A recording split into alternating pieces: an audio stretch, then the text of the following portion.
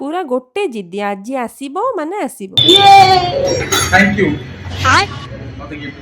ଜୟ ଜଗନ୍ନାଥ ସାଙ୍ଗମାନେ, ଯେମିତିକି ଆପଣମାନେ ଜାଣିଛନ୍ତି ଆମ ବାବୁ ଯାଇ ତାଙ୍କ ଡ୍ୟୁଟିରେ ଜଏନ୍ କରିଯାଇଛନ୍ତି। ତ ଯେହେତୁ ତାଙ୍କୁ ଡେଲି ଯିବା ଆସିବା କରିବାକୁ ପଡୁଛି, ସେଥିପାଇଁ ତାଙ୍କୁ ଗୋଟେ ଦିନ ହିଁ ମନକୁ ଆସିଗଲା ଯେ ଗୋଟେ ଇଲେକ୍ଟ୍ରିକ ସ୍କୁଟି କିଣିବାର। ଆଉ ଆମ ଧନ୍ୟଙ୍କର ଯାହା ବି ଇଚ୍ଛା ହେଇଥିବ ସେଇଟା ଯଦି ନ କିଣିବା ଯାଏ ତାଙ୍କ ମନ ଜମା ବି ଥୟ ହବ ନା। ଆଉ ସତ କହିବାକୁ ଗଲେ ଏଇଟା ସେତିକି ନିଡ୍ ବି ଥିଲା। ତ ସେଥିପାଇଁ ଆମେ ଠିକ ସେଇଦିନ ସନ୍ଧ୍ୟାରେ ହିଁ ଯାଇଥିଲୁ କିଣିବା ପାଇଁ, କିନ୍ତୁ ସେଠି ଆମ ପସନ୍ଦର କଲର ହିଁ ଆଭେଲେବୁଲ ନଥିଲା। ଆଉ ସେମାନେ 2-3 ଦିନ ଅପେକ୍ଷା କରିବାକୁ କହିଲେ। ବାବୁଙ୍କୁ ତ ଆଜି ମାନେ ଆଜି ହିଁ ଦରକାର ଥିଲା। ଆଉ ଥ୍ୟାଙ୍କଫୁଲି ସେମାନେ ଆମ ପସନ୍ଦର କଲର ଟା ତାଙ୍କ କଟକ ଷ୍ଟୋରରୁ ସେଇ ସେମ୍ ଡେ ରେ ମଗେଇଦେବେ ବୋଲି କହିଲେ। ଆଉ କଣ, ତାପରେ ତ ଧନ୍ୟାଙ୍କ ମନ ପୁରା ଖୁସି। ଆଉ ଏଇଟା ହଉଛି ସେଇ ସ୍କୁଟି ଯୋଉଟାକୁ କି ଆମେ ଆଣିଲୁ। ଏଠି ଜଣେ ନୂଆ ସ୍କୁଟି ପାଇକି ଖୁସି ତ, ଆଉ ଏଠି ଜଣେ ହେଲମେଟ ପାଇକି ଖୁସି।